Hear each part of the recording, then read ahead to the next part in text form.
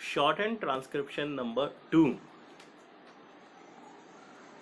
Sir, the budget has been variously described and criticized as one that increases the burden of the common man, one which gives concessions to the rich and encourages foreign investments.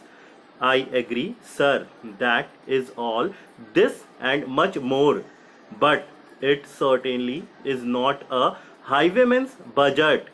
To my mind, sir, the budget is sincere, conscientious, and at the same time, it is a bold effort on the part of the finance minister who is charged with heavy responsibility of finding resources for the third 5 year plan. This plan, to my mind, sir, is not at all ambitious in view of our needs. It may be looked upon as a rather heavy demand, but looking to our needs, it is not very ambitious, sir. The fact that even the considerations of the coming general elections could not deflect the finance minister from the course which seemed to him necessary and proper should earn him the appropriation of every right thinking man.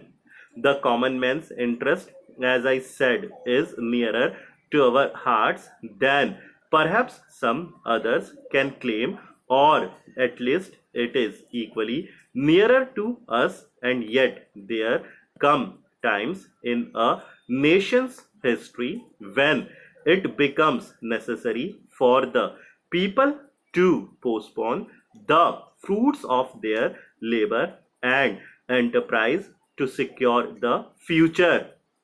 Here also, sir, opinions may differ.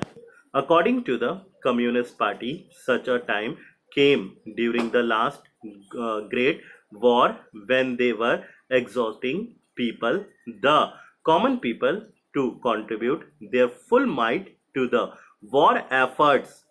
According to us, however, sir, we are passing through such a time at the present moment, and I have no doubt that the common people appreciate this position and will willingly tighten their belts, contribute their full might, and will surely return the Congress to power, having full confidence in the future and looking to a future where their posterity will be assured of a far better social and economic order.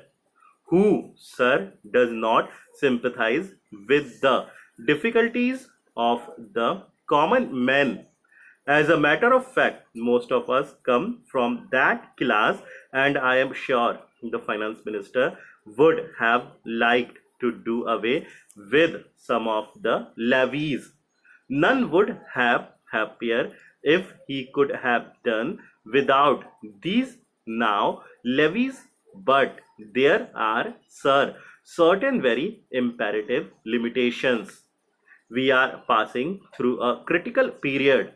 Sir, it may not be necessary to continue those levies for a long time. Rather, I am inclined to think that before long it may be possible to give up some of them at least.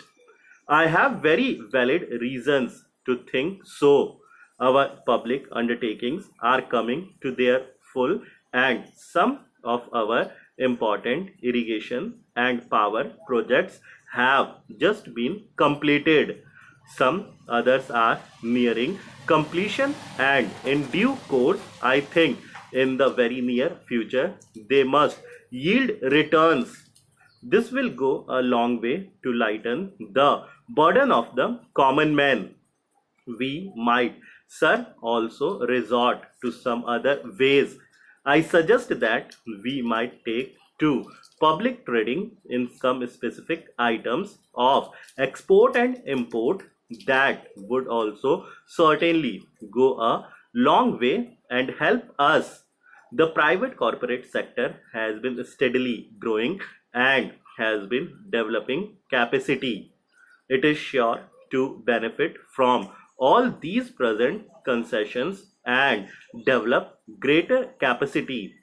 This sector must come forward to meet new demands for taxation in the future. I agree that so far as indirect taxation is concerned, it has reached the saturation point, but the corporate sector, growing as it is in strength, in vitality, and in capacity, will not, I am sure, shirk its responsibility to contribute to the common fund. I wish, sir, the committee which had been appointed to go into where the additional in national income had gone had entered upon its labors a bit earlier and had made its findings available to us.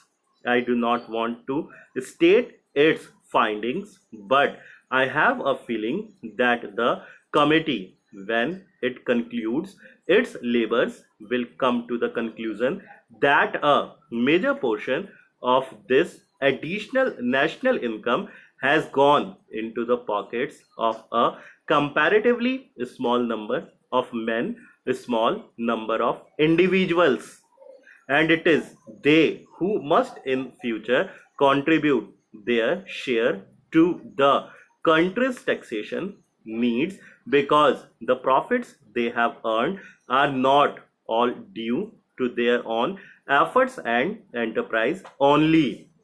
To a very large measure, they are the result of the economic policies of the government and due to certain other circumstances to which they did not contribute anything. Therefore, there is ample justification for the two taxes, the capital gains tax and the excess profit tax. I need not go in detail into all the reasons that my honorable friend has explained earlier so lucidly, but I must say that I entirely agree with them all.